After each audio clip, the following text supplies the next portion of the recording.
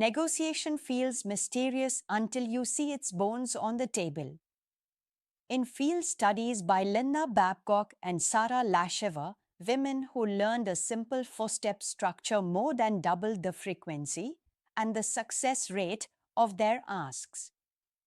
The framework we'll use here adapts their findings, folds in Barbara Stanny's psychology of underearning, and layers on neuroforming tools so you can work with, not against, your own wiring. Master these 4 steps and you'll have a repeatable playbook whether you want a higher salary, a quieter office, or your partner to handle the Tuesday daycare run. Everything that follows in parts 2 to 8 builds on these foundations. Step 1. Recognize that everything is negotiable.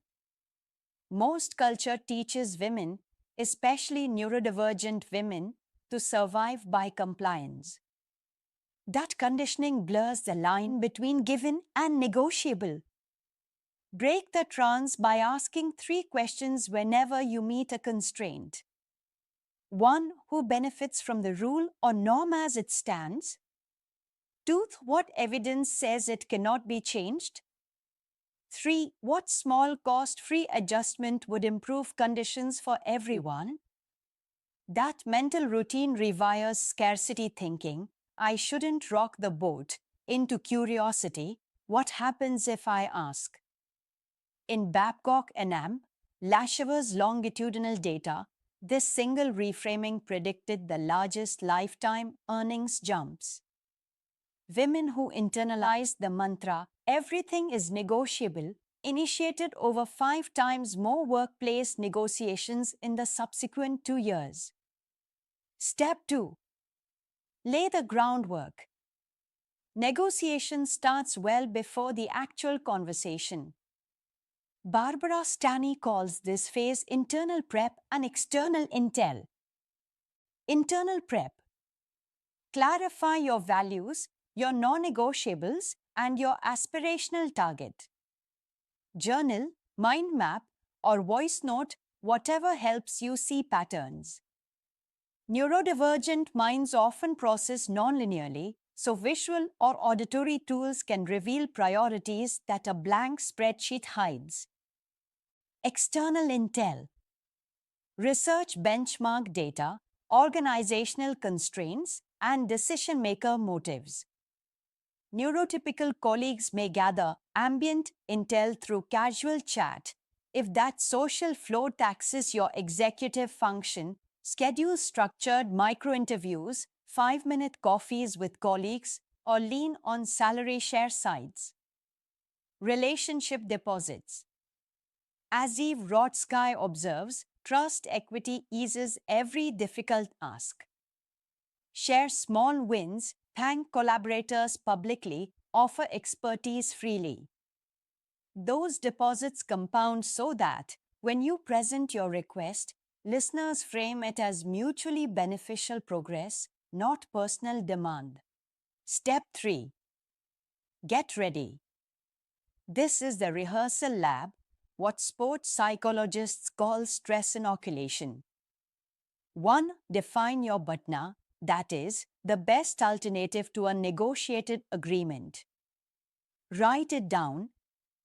Seeing the floor in black and white calms amygdala overreactions during tense moments.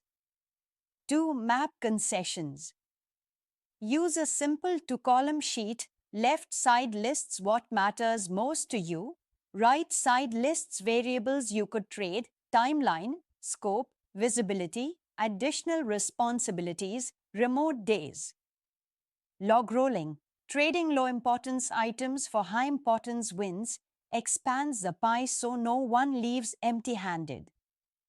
3. Script openers.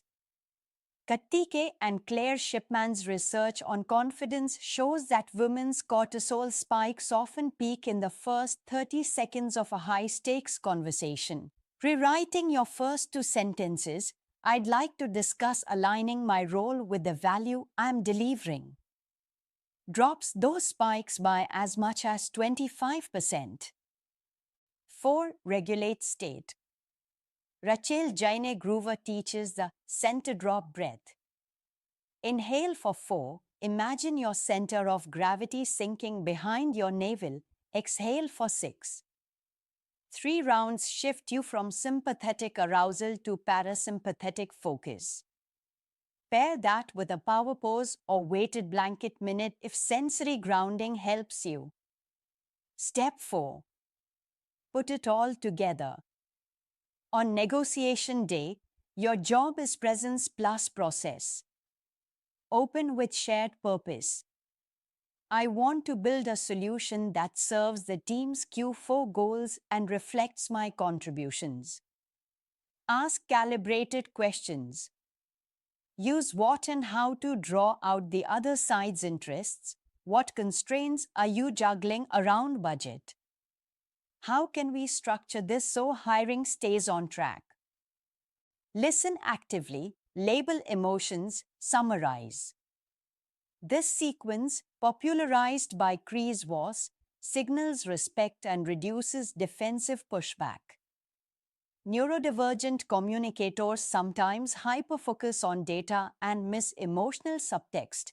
Labeling, it sounds like timing pressure is a key worry.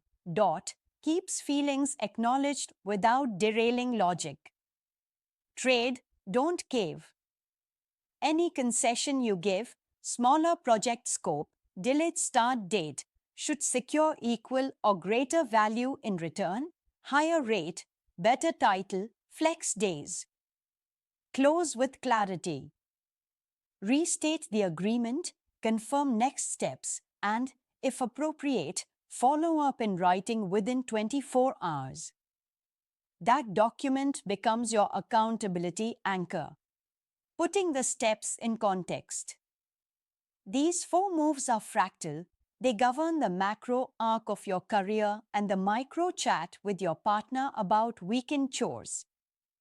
As you practice, notice self-talk. Does your inner critic whisper that you're difficult for pushing? That's social conditioning. Eve Rodsky's fair play data shows that equitable households report higher emotional intimacy and lower conflict once negotiation replaces assumption. In the workplace, Babcock and Lashever's cohorts who negotiated early and often did not suffer reputational penalties when they paired assertiveness with warmth, a style social scientists call relentlessly pleasant. You'll rehearse that balance in Part 7's role play sequence. Reflective exercise. Journal now, refer back later. 1. Which recurring frustration, at work or home, most clearly signals I haven't tested if this is negotiable yet?